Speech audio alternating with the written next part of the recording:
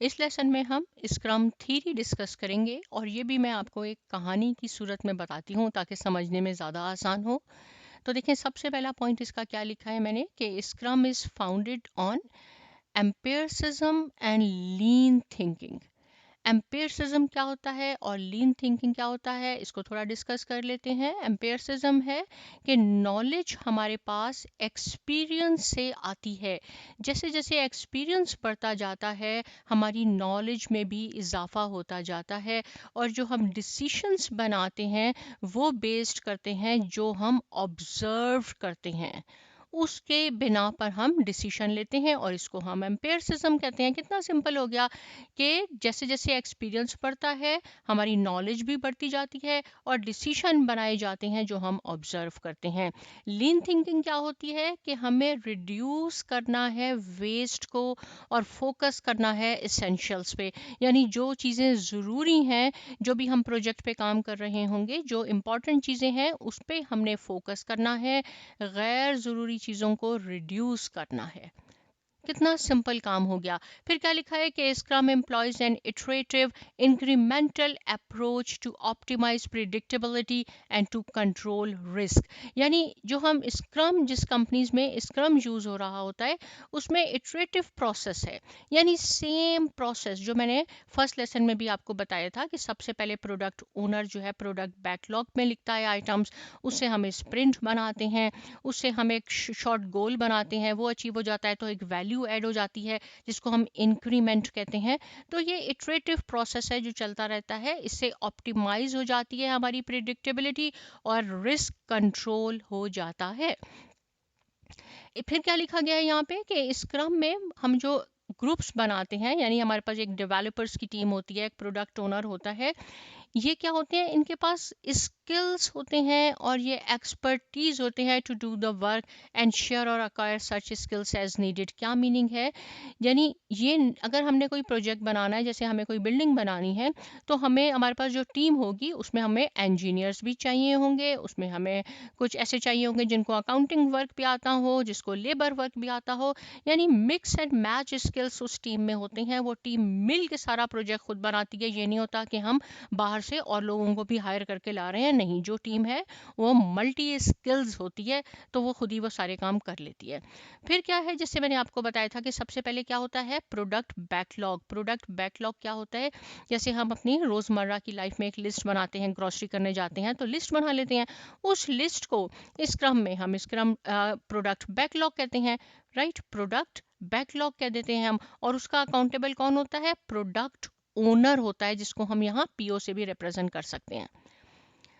Scrum क्या लिखा है मैंने, कंबाइंस 4 फॉर्मल इवेंट्स। क्या है, जैसे कि प्रोडक्ट बैकलॉग में एक item, second item, third item लिखा है, मैं कह रही हूँ कि फर्स्ट आइटम जो है ये फ्रेमिंग वर्क है हमारी कंस्ट्रक्शन काम में, तो इसको मैंने सबसे पहले करना है, ये एक स्प्रिंट बन जाएगा, यानी एक शॉर्ट गोल बन जाएगा। तो स्प्रिंट को हम कह देते हैं कि ये एक कंटेनर है, स्प्रिंट, राइट। और स्प्रिंट की ड्यूरेशन क्या होती है, 2 वीक्स का भी होता है और 4 वीक्स का, या मैक्सिमम 1 मंथ का होता है, इससे ज़्यादा नहीं होता। ये कंटेनर होता है, इसके अंदर 4 फॉर्मल इवेंट्स होते हैं। फॉर्मल का क्यों मैंने लिखा है वर्ड फॉर्मल इवेंट्स, के ये ज़रूर करने होते हैं। ये नहीं होता कि कोई स्प्रिंट है तो उसमें हम 3 कर रहे हैं इवेंट, किसी में हम 2 कर रहे हैं, नहीं, 4 हैं और 4 ही करने होंगे, जो इस लेसन का पार्ट नहीं है लेकिन फिर भी बता देती हूँ कौन से हैं। स्प्रिंट प्लानिंग होती है हमारे पास, फिर हमारे पास क्या होता है, डेली स्क्रम होता है, स्प्रिंट रिव्यू है और स्प्रिंट रेट्रोस्पेक्टिव है, जो आने वाले लेसन में हम डिस्कस करेंगे। लेकिन ये फॉर्मल इवेंट्स स्प्रिंट में होते हैं और ये टाइम बॉक्स होते हैं, यानी इनकी टाइम लिमिट होती है। ये नहीं होते कि हम इसको 1 महीने कर रहे हैं या 2 महीने कर रहे हैं, इनकी टाइम लिमिट्स होती है। स्प्रिंट प्लानिंग जो है, अगर आपका 1 महीने का स्प्रिंट है, जो भी हम प्रोजेक्ट शॉर्ट प्रोजेक्ट कर रहे हैं, ये 8 आवर्स का होगा। डेली स्क्रम आपका 15 मिनट्स का होगा। रिव्यू जो है स्प्रिंट रिव्यू, ये आपका 4 आवर्स का होता है। स्प्रिंट रेट्रोस्पेक्टिव आपका 3 आवर्स का होता है मैक्सिमम, अगर आपका स्प्रिंट 1 मंथ का है। अगर उससे लेस है तो ये भी लेस हो जाएंगे, लेकिन ये आपका 15 मिनट का ही रहेगा डेली स्क्रम। राइट। तो यही मैंने लिखा है कि स्क्रम में 4 फॉर्मल इवेंट्स होते हैं और ये इवेंट्स क्या करते हैं, इससे हम इंस्पेक्शन और एडॉप्शन, यानी जो भी काम कर रहे होते हैं उनको हम इंस्पेक्ट करते हैं कि हमारा प्रोजेक्ट गोल हासिल भी हो रहा है नहीं हो रहा है, और अगर कोई प्रॉब्लम्स है, वेरिएशन है, तो हम उस पर एडॉप्शन भी करेंगे। ये मैं अभी आपको बताती हूँ। ये सारे 4 फॉर्मल इवेंट्स कहाँ होते हैं, स्प्रिंट में होते हैं, और स्प्रिंट क्या है, एक कंटेनर है, राइट। शॉर्ट गोल आप इसको कह सकते हैं। These events work because they implement the empirical Scrum pillars of transparency, inspection and adaptation। यानी अगर कोई आपसे पूछे, ये क्वेश्चन भी आ सकता है कि स्क्रम में 3 पिलर्स कौन कौन से हैं, तो आपने कहना है transparency, inspection and adoption, right. और अगर कोई इस तरह का क्वेश्चन आ जाता है कि कितने फॉर्मल इवेंट्स हैं, तो 4 फॉर्मल इवेंट्स हैं, जो मैंने रेड में लिखा है। ये क्वेश्चन आ सकते हैं आपके पास। आगे चलते हैं, अब ट्रांसपेरेंसी पे बात कर लेते हैं, जो इसके 3 पिलर्स मैंने आपको बताए। देखें, ट्रांसपेरेंट, नाम ही बता रहा है कि ट्रांसपेरेंट हो, हर चीज बिल्कुल क्लियर होनी चाहिए। The emergent process and work must be visible to those performing the work as well as those receiving the work। जो काम कर रहे हैं और जो काम रिसीव कर रहे हैं, उनके लिए सब कुछ बिल्कुल ट्रांसपेरेंट, बिल्कुल क्लियर, विजिबल होना चाहिए। अब क्वेश्चन इस तरह आ सकता है कि ये ट्रांसपेरेंसी क्या है, emergent process must be visible to those, तो कभी आपने टिक इस पे नहीं लगाना, दूसरा ऑप्शन होना चाहिए प्रोसेस एंड वर्क। देखें, इस तरह ये अक्सर आपको कंफ्यूज करेंगे, लेकिन आपने कंफ्यूज बिल्कुल नहीं होना।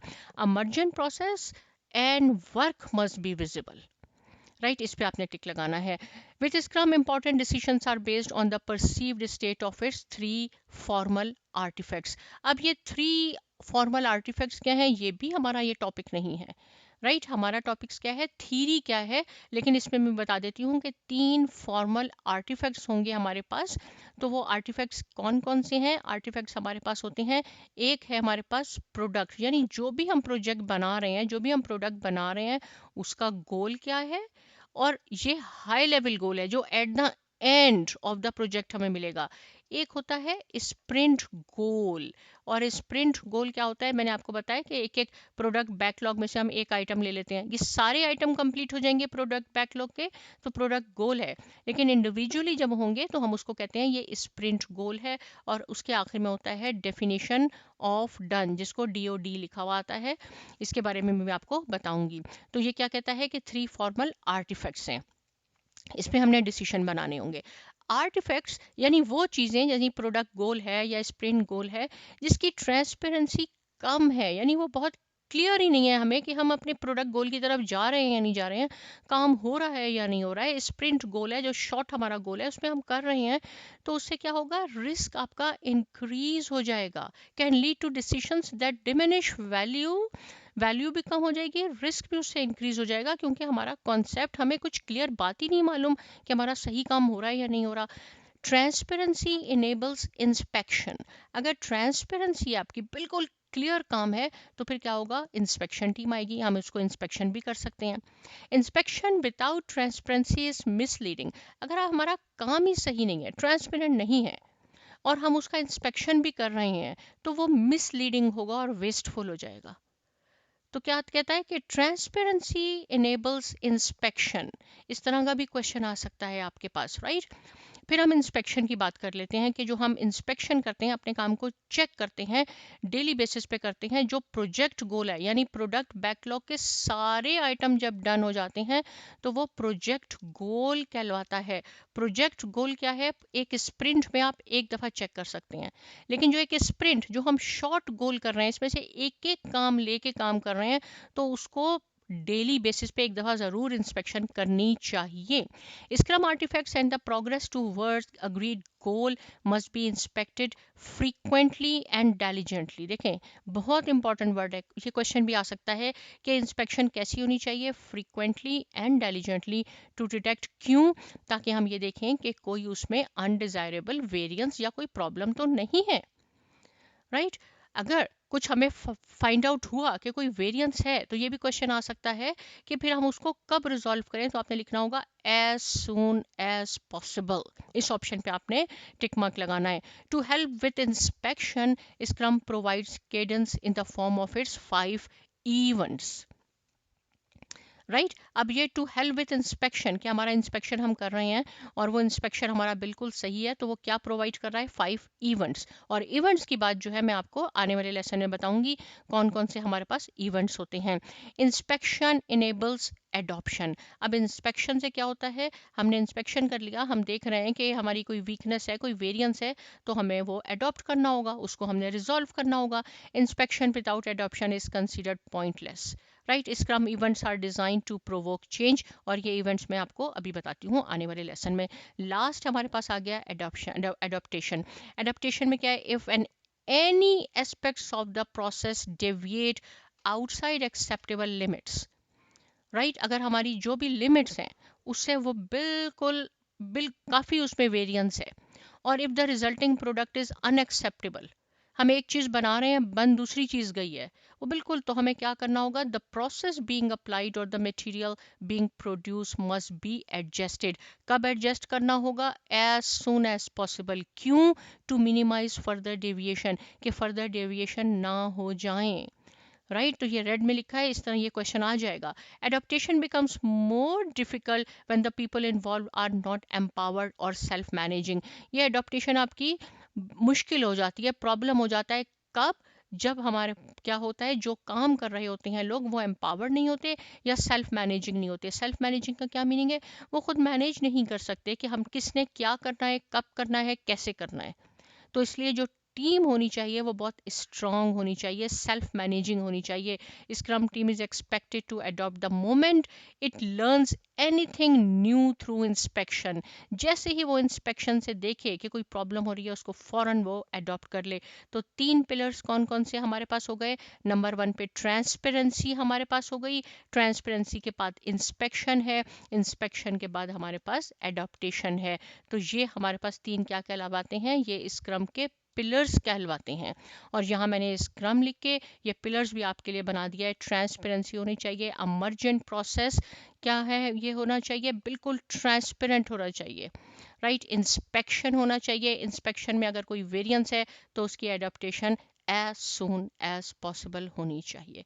मुझे उम्मीद है कि स्क्रम थ्योरी का कॉन्सेप्ट भी आपको क्लियर हो गया है। आप इसको 1-2 बार अच्छी तरह सुनेंगे, लेकिन अगर कोई भी क्वेश्चन है जो समझ में नहीं आ रहा, आप मुझसे पूछ सकते हैं। साइमा अकेडमी को सब्सक्राइब कीजिए, लाइक कीजिए, शेयर कीजिए। मिलते हैं नेक्स्ट लेसन में, और बहुत शुक्रिया।